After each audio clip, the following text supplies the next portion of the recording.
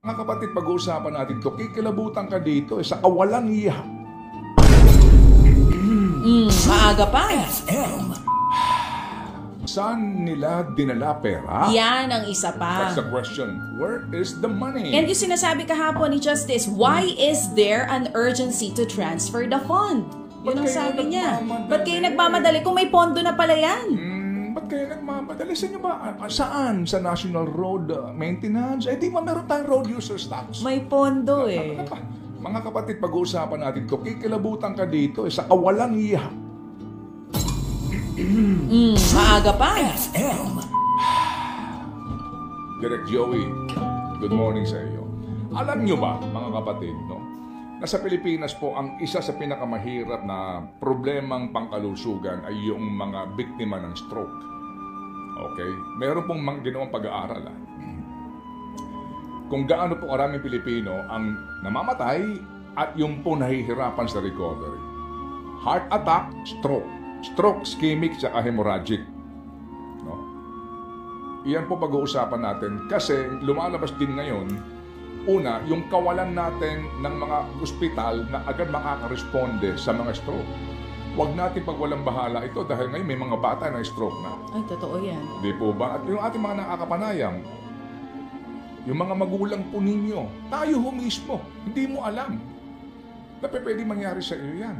Ang tanong, kapag ba sinugod ka sa ospital, pupuntahan niyo pinakamalapit, meron ba doong pasilidad para ka ma-revive? At kung na-stroke ka na, gaano kahirap sa pamilyang Pilipino ang gastusin dito? At napakaliit na naman po ng PhilHealth subsidy para dyan. Isa po yung sa ating mga pag-uusapan, ito'y napaka-importante, usapin pangkalusugan. Na ngayon nga, i-connect natin sa halalan. Yung mga nasa entabladong yan, sasayawan ka lang yan. Pag yan nahalal na naman, malamang kung ano sabihin sa kanilang boto sa mga gantong usapin, ganun pa rin sila. Kaya po kaya tayo nasasadlak sa gantong uri ng governance. Dahil ang pinakamalaking problema sa bayan na ito, mga kapatid, pinakamalaking problema, gobyerno mismo.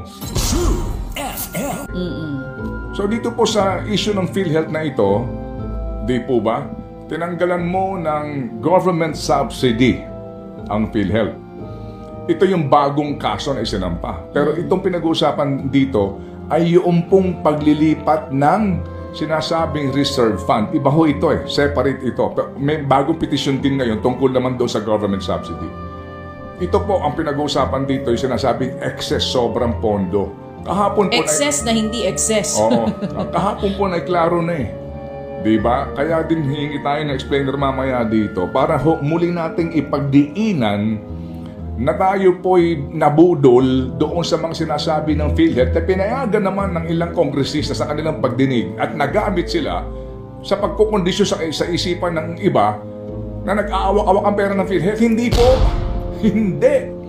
Lumabas nga po ngayon sa hearing, di ba? Sa oral argument na ang PhilHealth po may negative ang kanila pong pananalapi. Yung pong kanilang mga obligasyon na paparating, wala silang pera para doon.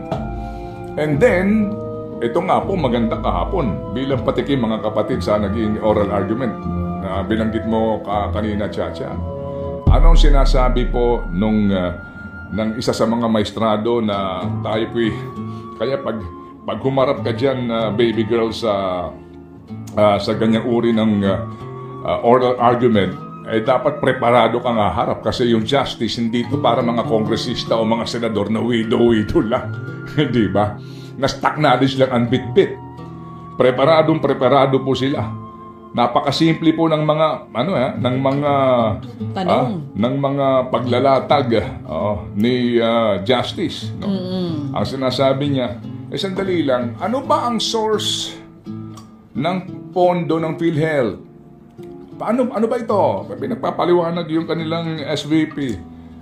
Yung pong direct contribution ng mga miyembro. O saan pa nanggagaling ang pera? Meron po kaming subsidy galing po sa PAGCOR at PCSO. Tama? Meron po kami. Okay. Saan pa nanggagaling? Meron din po kaming pinanggagalingan na pera para po sa sin taxes. Yung sin taxes pa, paano ba yon? Yung pagbubuwis para saan ito? Nakalagay po yan sa UHC law. Saan pa nang gagaling? Meron din pong government subsidy. Ganon. So kung yan ang pinanggagalingan, para saan yung pera? Para po sa pondo po ng una, yung pong mga indirect members, contributors. Sino to? Direct contributors. PWD, senior citizen, mga indigents, hindi kaya. Yun pala naman. Yung sin taxes, para saan yun? Yun din po ito. So yung bang sin taxes, ano ba yan? Special law ba yan? Oo, special law. Meron siyang special purpose? Oo, special. Anong purpose niya? Para sa PhilHealth. So nakalagay doon, special din ang provision. Para sa, una, pagpapadami ng benepisyo. Pangalawa, para kung kakayanin na, dahil nga may pera ka na, babaan mo ang contribution. Diba? Klaro-klaro. Sige. So, kung yan ay special na batas para sa special na adhikain, ba't mo naman gagamitin yan sa ibang bagay? True FM. Kung nanonood ka, nakikinig ka ron, sa cheese, sabi nga ni, yung boboto mo ba yun? Ha? Sa cheese, Elections ba yun? checkmate. Mati na eh. Hindi ba? Bulagta na eh. Paano ka hihirit doon? Oo. Ha? Alam mo, kahapon, Ano? habang nakikinig ako, walang video, oral argument nga po. May part dyan, nag-explain si, yung lagi natin kausap dito, Sir Albert Domingo.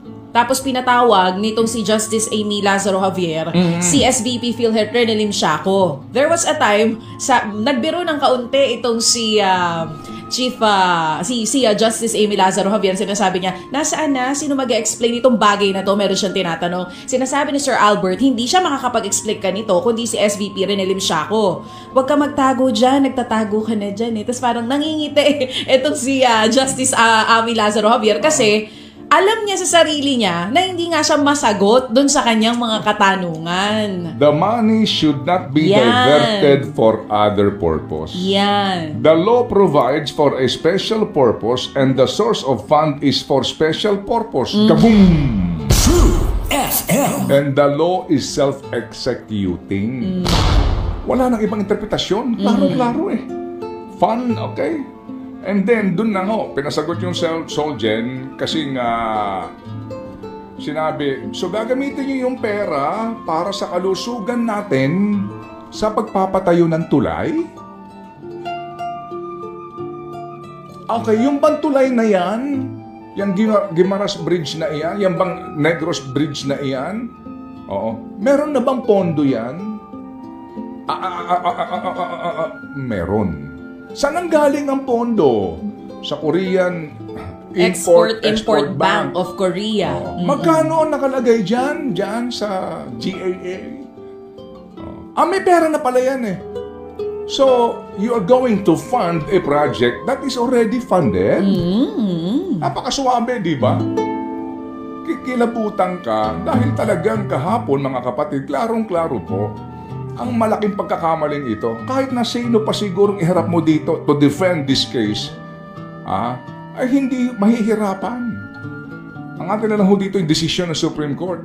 Nasabihan sila, nagkamali kayo dito, balik nyo yung pera ng PhilHealth. Isa palang issue yan. Alas 6:32 na. True FM.